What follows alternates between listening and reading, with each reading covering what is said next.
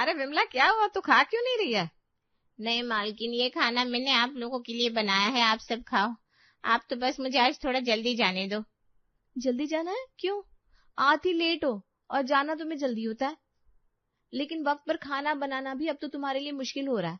औरों की नौकरानी को देखो, घर के खाने के साथ साथ सारा काम भी करती है। सारी गलती हम लोगों की है। मेरे घर के लोगों ने तुम्हें कुछ ज्यादा ही सर पर चढ़ा रखा है। नहीं मालकिन, ऐसा नहीं है। दरअसल आज मेरी बेटी का जन्मदिन है। आज वो 8 साल की हो गई है। कह रही थी शाम को मैं जल्दी आ जाऊं, वो भी केक लेकर। अब 8 तो बज चुके हैं। मैंने खाना बना दिया, एक केक लेकर घर जाना है। लेट हो जाएगा, मेरी बेटी इंतजार कर रही होगी ना।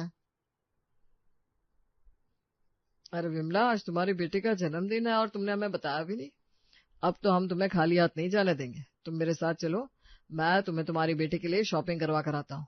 और रही खाने की बात, खाना आज तुम घर जाकर नहीं बनाओगी, लेकिन तुम्हारी बेटी रेस्टोरेंट का खाना खाएगी। इतना बोलकर सुमित जल्दी से अपना खाना खत्म करता है और विमला को अपनी गाड़ी में बिठाकर बाजार ले जाता है। हाँ भैया, 1 किलो ये पूरा चॉकलेट वाला केक पैक कर दो। कैंडल भी, बर्थडे कैप भी, सब कुछ अच्छे से पैक कर देना।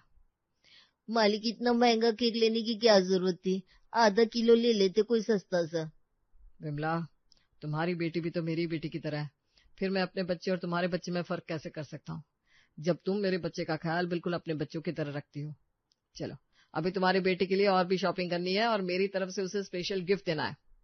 इतना बोलकर सुमित केक और कुछ सामान लेकर विमला के साथ सुनार की दुकान में जाता है, जहाँ वो विमला की बेटी के लिए चांदी की चेन लेता है। मालिक बस कीजिए, बहुत ज्यादा महंगा गिफ्ट हो जाएगा।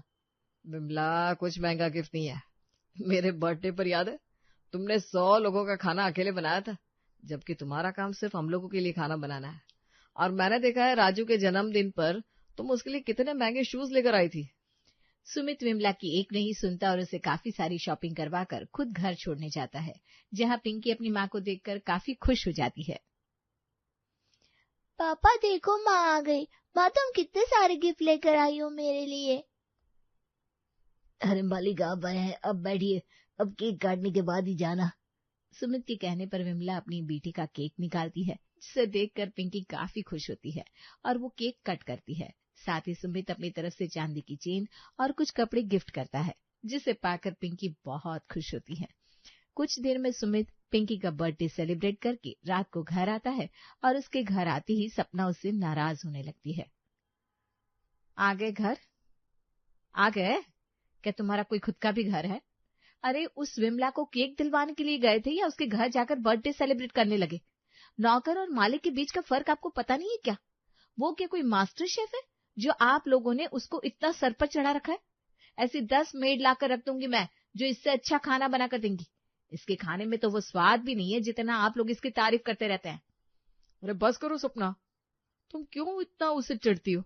बात सिर्फ खाने की नहीं है, प्यार की होती है। ऐसी मेड किस्मत वालों को मिलती है। माना कि वो खाना बनाने वाली नौकरानी है, पर वो हमारे परिवार को अपना परिवार समझती है। हम सबके लिए दिल से खाना बनाती है, कभी किसी काम के लिए मना नहीं करती। तुम्हें उसकी मेहनत और लगन दिखाई नहीं देती क्या? पता नहीं उस काम वाली ने कौन सा जादू कर रखा है आप लोगों पर, जो आप लोग उसकी तारीफ करते नहीं थकते। मैं तो परेशान हो चुकी हूँ इस नौकरानी से। सपना अपने पति की बातों से नाराज होकर सोने के लिए चली जाती है और अगली सुबह जब 8:30 बजे उसकी आंख खुलती है तो वो देखती है विमला ने घर में सबको खाना बनाकर खिला दिया है। साथ ही वो उसके बेटे को जूते पहना रही है।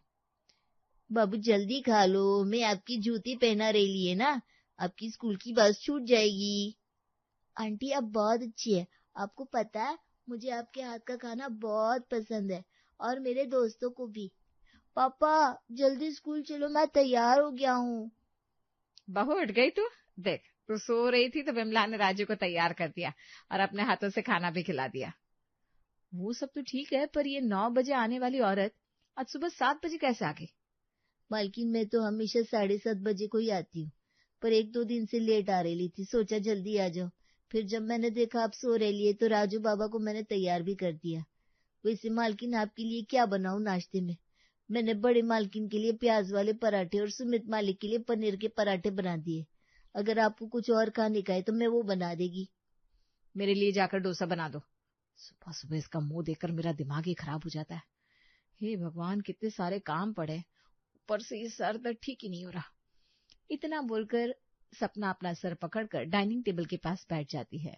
ये देखकर विमला को काफी बुरा लगता है, जिसके बाद वो जल्दी से सपना के लिए डोसा बनाकर लाती है और जब सपना डोसा खा रही होती है तो विमला उसका सर दबाने लगती है। मालकिन, हो जाता है कभी कभी सर में दर्द, पर मैं आपकी सर की ना अच्छे से चंपी कर देगी, फिर देखना आपके सर का दर्द कैसे गुल होता है। आप बस आराम से खाना खा लो। और ये घर के कामों की बात, 3 वक्त का खाना ही तो बनाना होता है मेरे को। आज मैं दूसरी मालकिन के घर नहीं जाने वाली, क्योंकि उनका पूरा परिवार छुट्टियों पर गया है, तो आज घर का काम भी मैं ही कर देगी। देख लिया बहू, विमला कितनी मेहनती और अच्छी है, हम लोगों के बारे में कितना सोचती है। होगी कोई ऐसी नौकरानी जो खाने के साथ घर का काम भी संभाल ले। नौकरानी की तारीफ सुनकर एक बार फिर सपना का मुंह बन जाता है और वो कमरे में जाकर आराम करती है। तो वहीं विमला घर के सारे काम करती है। कुछ ही देर में सपना की दोस्त का फोन आता है और वो अपने दोस्त से बात करते हुए अपनी नौकरानी की बुराई करती है। अरे यार ठीक है, समय पर आती है, खाना बनाती है और चली जाती है, पर मेरे घर की जो मेड है ना, वो किसी मास्टर शेफ से कम नहीं है। मेरे घर वाले उसी के हाथ का खाना पसंद करते हैं। अगर एक दिन वो ना आए तो पूरा दिन बस घर में उसी की चर्चा होती है। मैं तो परेशान हो गई हूँ। मैं तो चाहती हूँ इसको निकाल कर कोई दूसरी नौकरानी रख लूं। यार सपना, बड़ी मुश्किल से ना ऐसी टिकाऊ नौकरानी मिलती है, पर अगर तुझे उसे घर से निकालना है तो कुछ जुगाड़ लगा ले। वैसे भी मेरा मानना तो यह है कि घर के नौकरों को बदलते रहना चाहिए। अपने दोस्त से बात करके अब सपना भी अपने घर की नौकरानी को बदलने की सोचती है और उसे निकालने के पीछे पड़ जाती है। अब विमला जो भी काम करती, सपना उसमें कमियां निकालती। मालकिन, आज मैं खाने में पूरी पनीर, छोले भटूरे और सलाद काट के रख दिया है।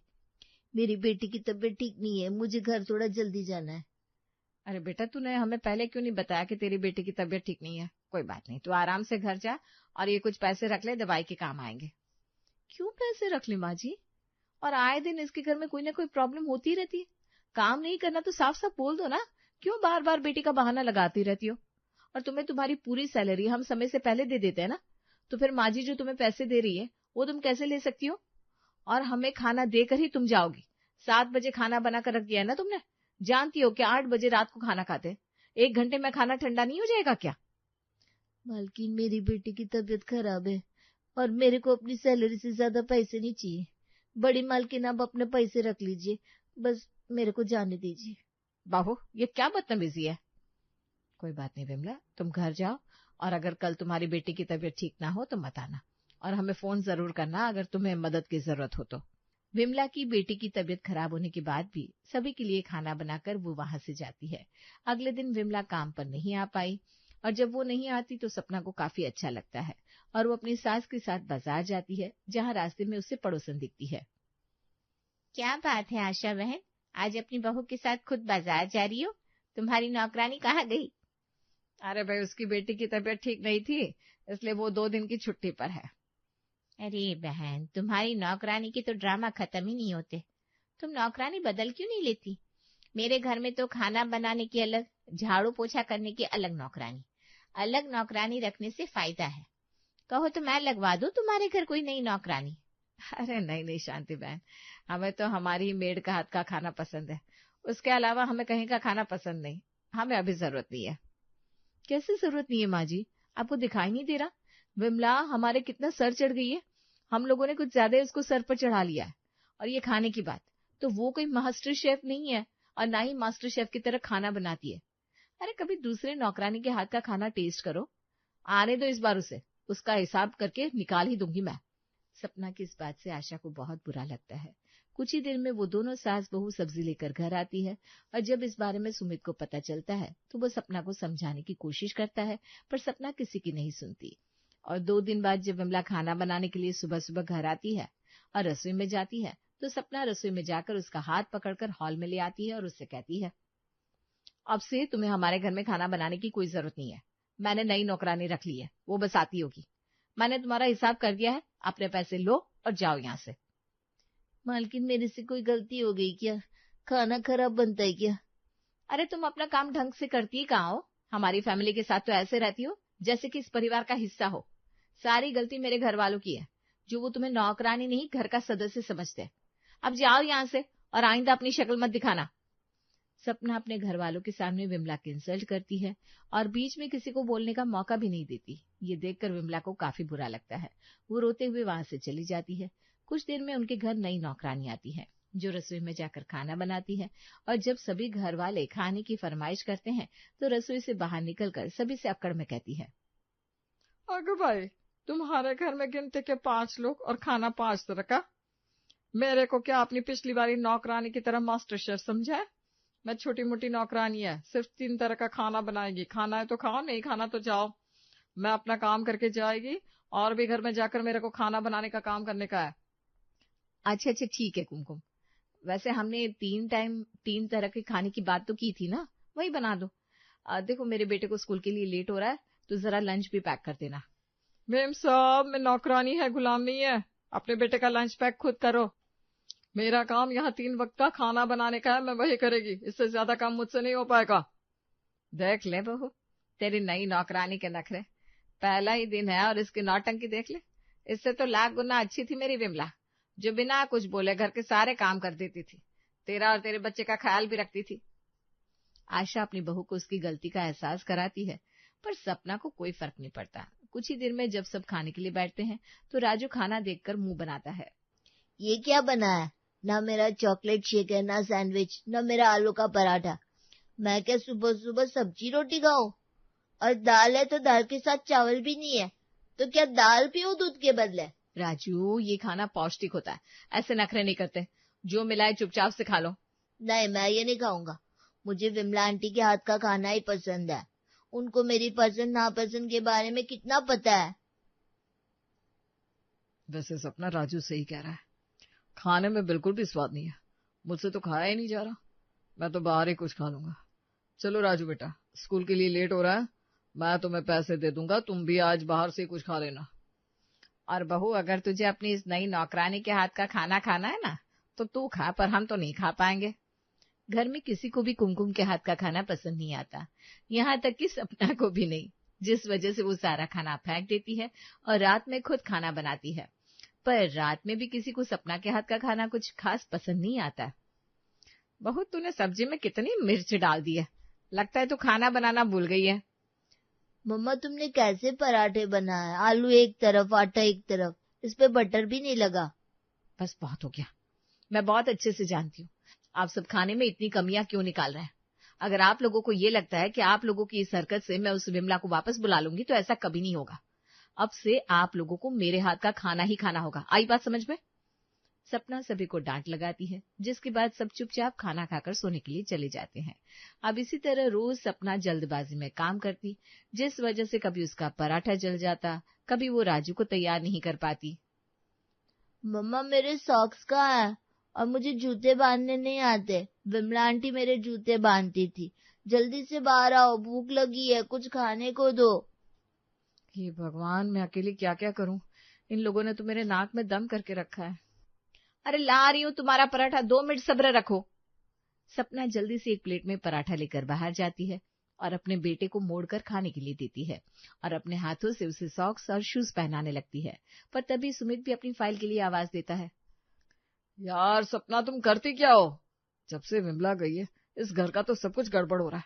मैंने तुम्हें रात में कहा था ना कि इम्पोर्टेंट फाइल है, याद से रखना। कहाँ रखी है वो फाइल? पूरी अलमारी छान मारी, कहीं नहीं मिल रही। सुमित, मैं खाली नहीं रहती, बहुत काम होता है मेरे पास। अब घर में कोई नौकरानी भी नहीं है, सब कुछ मुझे ही संभालना होता है, इसलिए जल्दबाजी में फाइल अलमारी में रखना ही भूल गई थी। सोफे पर ही रखिए। और घर में से कौन लेकर जाएगा, जाकर ले लो। सपना सब कुछ इतनी जल्दबाजी में कर रही थी कि वो अपने पति और बेटे को टिफिन देना ही भूल जाती है, जिस वजह से वे लोग ऑफिस और स्कूल में भूखे रह जाते हैं और रात को भूखे घर आते हैं और देखते हैं अब तक खाना नहीं बना। वहीं सपना अपना सर पकड़कर कमरे में बैठी है।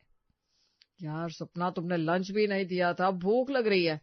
माँ ने बताया तुमने खाना भी नहीं बनाया, तुम्हारी तबीयत भी खराब है। तुम्हें खाने की पड़ी है, एक दिन क्या बाहर से खाना नहीं मंगवा सकते? दिखाई दे रहा है ना कि मेरे सर में कितना दर्द हो रहा है। मुझसे नहीं बनेगा आज खाना, बाहर से ऑर्डर कर लो। सपना अपने पति को डांटकर कमरे से बाहर कर देती है और सुमित बाहर हॉल में बैठकर अपनी माँ और बेटे से पूछकर खाना ऑर्डर करता है। पर जब कमरे में सपना होती है तो उसे अपनी पुरानी नौकरानी की याद आती है। किस तरह वो आकर सर दबाया करती थी, तबीयत खराब होने पर घर के सारे काम कर दिया करती थी, बाजार जाती थी, सबके लिए प्यार से खाना बनाती थी। पुरानी बातों को सोचकर सपना खुद से कहती है, सच में विमला मेरी कितनी मदद करवा देती थी। आज वो नहीं है तब उसके होने का एहसास हो रहा है, पर उसे निकालने वाली भी तो मैं ही हूँ। किस मुंह से उसे बुलाऊंगी? सब कुछ खुद हैंडल करना होगा या फिर कोई नई नौकरानी देखनी होगी। आज उसकी चंपी की बड़ी याद आ रही है, सर की क्या मालिश करती थी। सपना कमरे में बैठी जब अपनी पुरानी नौकरानी को याद कर रही थी, तभी सुमित अपनी बीवी को आवाज देता है। सपना बाहर आती है और होटल का खाना देखकर मुस्कुराते हुए सबसे कहती है, आज कितने दिनों बाद घर में बाहर का खाना आया है। आज तो सबके चेहरे पर खुशी होगी। आखिर बाहर का खाना जो आया है। अरे बेटा, मेरे को तो खाली थोड़ा सा चावल दे दे, मुझसे नहीं खाया जाता ये बाहर का खाना। मुझे तो भाई विमला के हाथ का खाना ही पसंद है। जब से वो गई है एक वक्त का ढंग का खाना नसीब नहीं होता। मेरे लिए तो होटल के शेफ से भी बड़ी है मेरी मेड। वो किसी मास्टर शेफ से कम नहीं थी। जो जादू उसके हाथ में था वो किसी के खाने में नहीं है। सपना अपनी सास की बात सुनती है तो थोड़ी उदास हो जाती है, और जब वो खाना खाती है तो उसे भी विमला की याद आती है। जब विमला सभी को प्यार से खाना परोस कर खिलाकर रात में घर जाती थी, और कई बार तो ऐसा होता था कि विमला उनके घर पर ही रुककर सपना और आशा की देखभाल करती थी। ये सब सोचते हुए सपना की भी आंखों में आंसू आ जाते हैं। वो अपनी सास और पति से कहती है, आप लोग सही कह रहे हैं। जब से विमला यहाँ से गई है सब कुछ खराब हो गया है, और ये सब मेरी वजह से हुआ है। पर कोई बात नहीं, मैंने ही उसे निकाला था ना, अब मैं ही उसे बुलाऊंगी। इतना बोलकर सपना अपने पूरे परिवार के साथ विमला के घर जाती है, जहाँ विमला आशा, राजू और सुमित को देखकर बहुत खुश होती है। पर जब सपना अपने साथ चलने के लिए उसे कहती है तो वो मना कर देती है, जिसके बाद पूरा परिवार उसे दोबारा काम पर आने की रिक्वेस्ट करता है। तब विमला सपना से कहती है, मालकिन, मैं कल से काम पर फिर से आएगी, पर आप ये मत सोचना कि आपके बुलाने से आ रही हूँ। आपने जो मेरे को चोट पहुंचाई है वो मैं शायद भूल भी जाएगी। मैं सिर्फ वापस इसलिए आ रही है क्योंकि मुझे वहां बहुत प्यार मिला। अगर वहां आपने मेरी इंसल्ट करी है तो आपके पूरे परिवार ने मेरे को बहुत मान सम्मान और प्यार दिया है, जो मैं कभी नहीं भूल सकती।